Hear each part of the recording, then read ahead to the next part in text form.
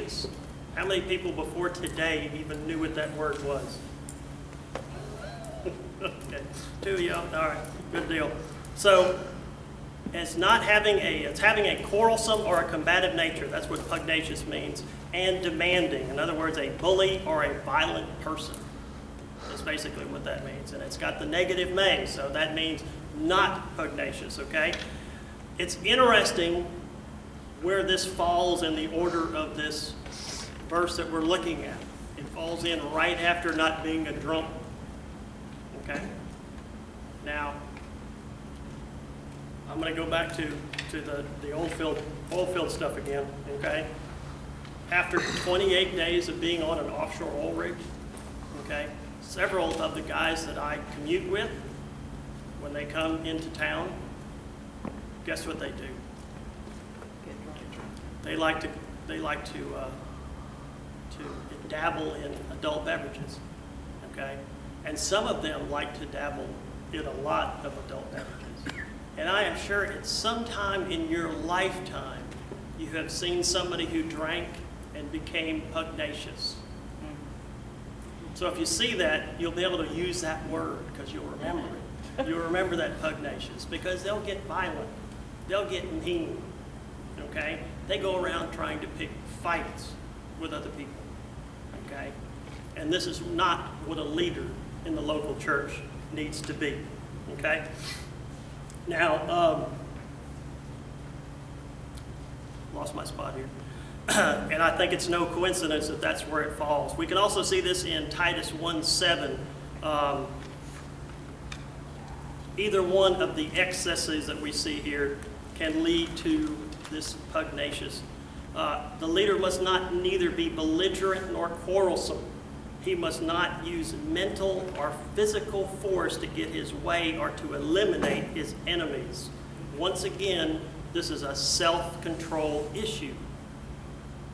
A self-control issue, okay? And that has been a lot of what we've seen in these first two verses here in 1 Timothy 3, okay? It has a lot to do with self-control because you have to maintain self-control to be a leader, okay? Such a person is controlled by emotions that are rooted in selfishness and an attitude of judgment.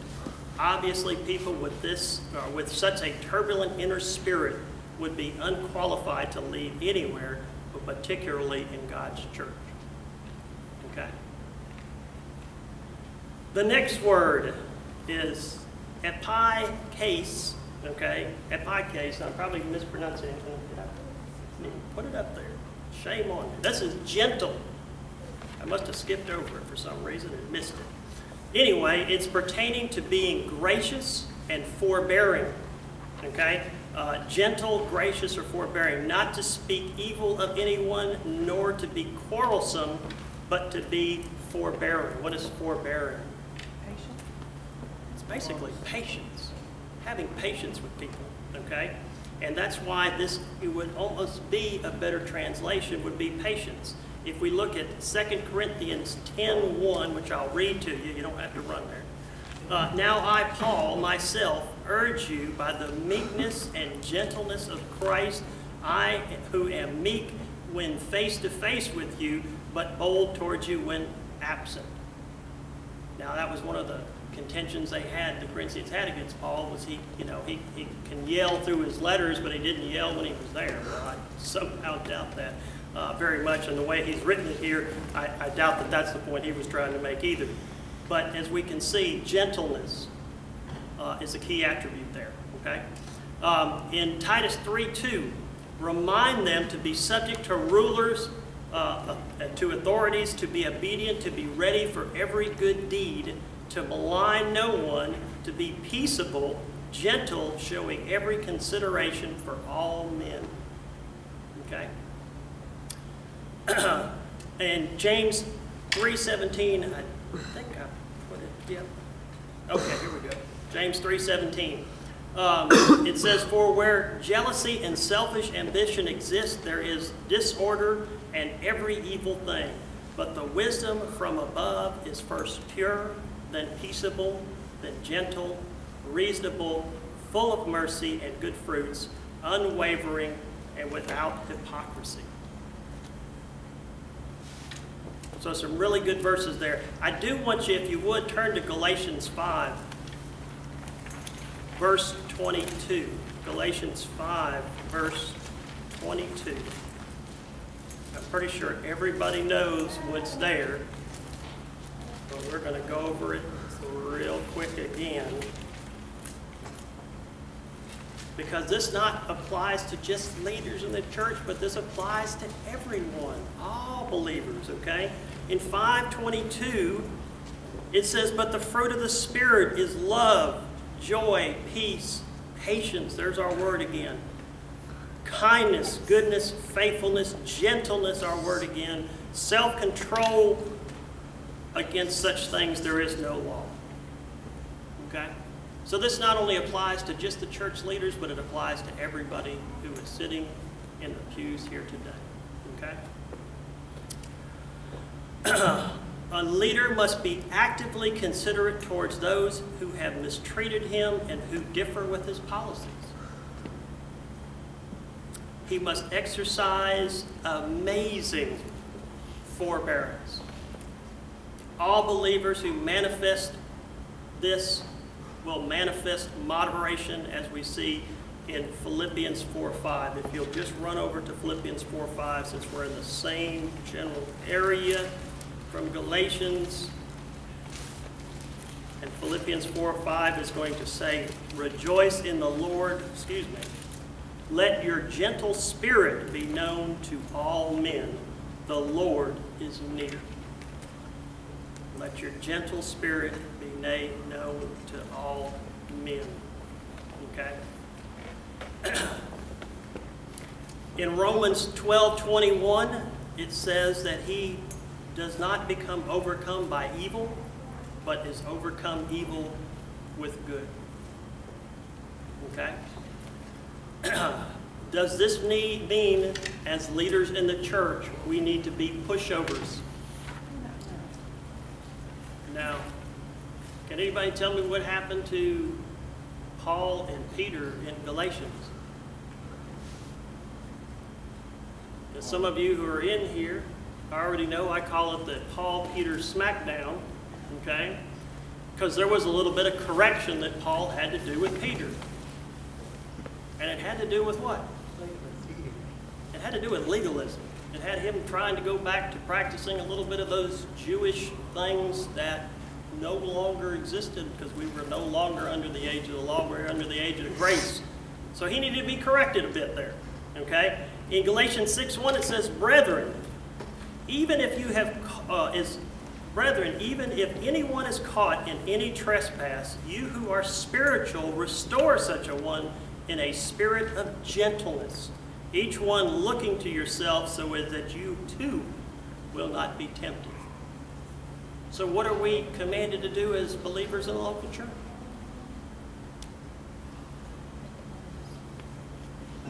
Restore honor. A hush fell over the audience.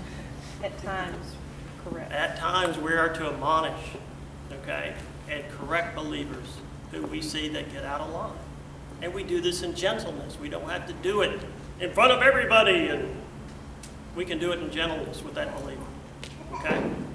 So no, we are not supposed to be pushovers, okay? We're not supposed to be pushovers. In 1 Thessalonians 5:14, we urge you, brethren, admonish the unruly, encourage the faint-hearted, help the weak, and be patient with everyone. That verse speaks volumes. It speaks volumes, okay?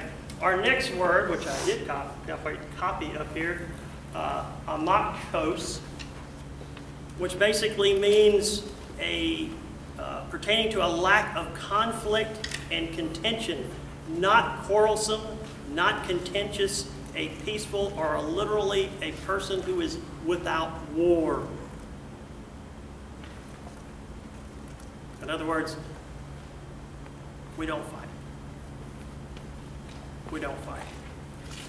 He must not be a brawler. He must not be contentious, causing factions to arise, Rather, he must be committed to the ministry of reconciliation. The ministry of reconciliation.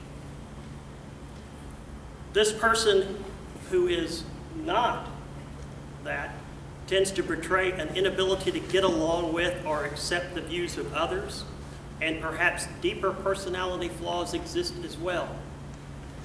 The false teachers in Ephesus were known for their quarrels. And Ephesians 1:5 and 6:4-5. Where was Timothy? Anybody know where Timothy was? I don't know, I'm guessing. Where Paul sent Timothy to? He was in Ephesus. How about that? So he's writing this to Timothy, right? The leader that is prone to this weakness will produce discord instead of harmony. Such a person considers only himself and never the opinions of others. But a leader, or any Christian for that matter, who promotes peace among people will create and preserve the relationships necessary for building a unified church.